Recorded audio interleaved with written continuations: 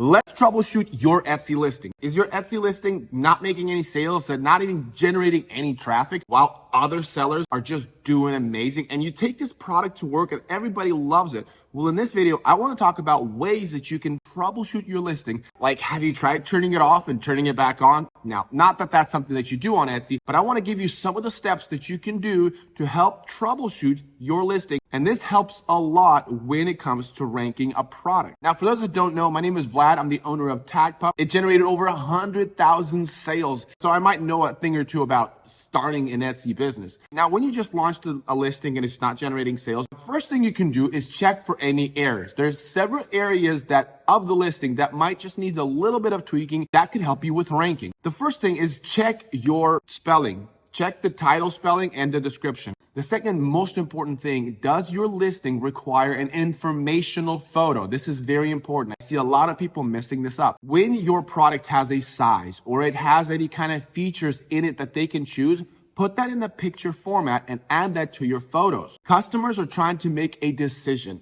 This decision will cost them actual money. Therefore, they need the confidence. And if you can instill the confidence in them that this is exactly what they need, you will have a higher conversion rate. You can just look at your competitors. Do they have an informational photo? If they do, make sure that you create one. If you don't know how to make one, find somebody that does, because that might be the key why your listing does not do well. When do you know if your listing is going to change? We're talking on a matter of months if you're not advertising, or weeks if you are. So when you make a change, run a week or two if you're advertising and see the difference. The second thing you can do when you are trying to troubleshoot your listing is change out the thumbnail. The thumbnail is very critical. You need to improve your click-through rate. If you're selling an apron, there are primary and secondary components of your thumbnail. I want to take a moment before I explain. I do talk about these advanced things on my course. If you want to check it out, I did over $3 million in 3 years, and I share with you guys that exact formula.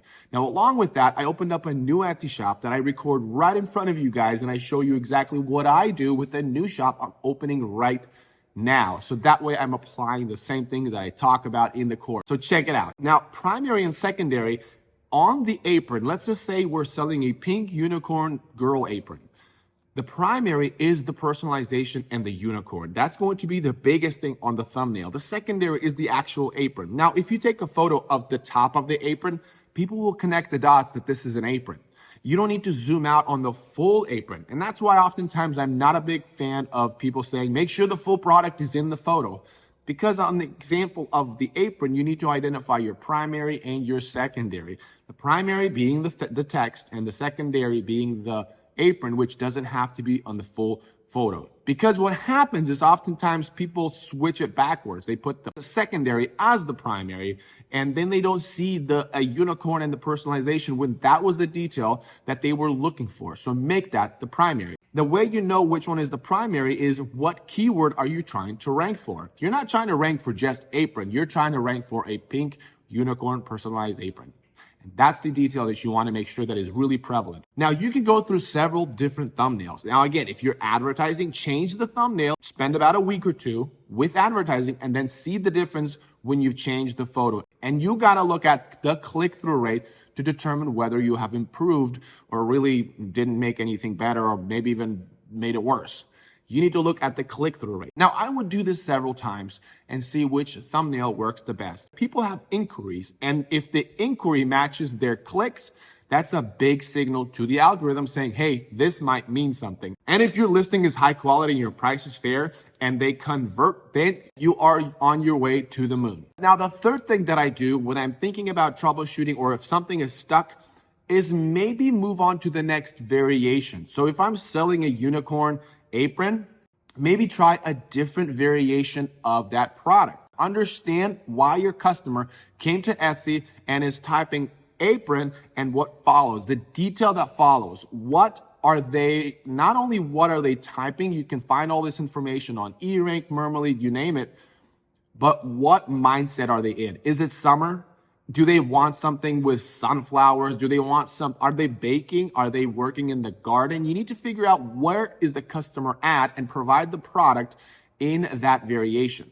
Now, if it's Christmas time, it's pretty simple what you need to do. Now, once you've played around with thumbnail or maybe proofread your listings, maybe move on to the next variation. Try to keep posting more. Don't just get stuck on one variation. Your design, though it might be great, but it is not the best for the customer, or it might be not the correct design at that moment in time of your Etsy business. Oftentimes, my worst designs do better than my better designs. So it's just the way market will vote for your designs. And the last one, and this is very important. This is probably the most important one that I will say out of all of these.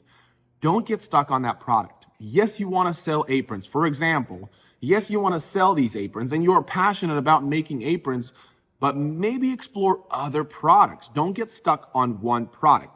Somebody asked me, hey, has the economy affected your Etsy business? Well, it may have. Yeah, maybe, sort of. But the reason why I say maybe, sort of, because I continue to innovate. I continue to add more product. I continue to open up new stores. I continue to expand to other businesses. And I'm just moving. That's what building a business is all about.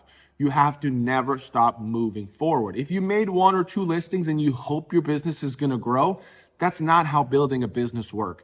Continue to move forward. Once you've done all these steps, add the next product. Discover a way to make or show another type of product. Keep keyword researching for other opportunities. Now, during the holiday season, there's a lot of great opportunities that you can expand to. And I talk about those products that will do really well this holiday season in this video. So go ahead and check it out. Until next time, have a great one.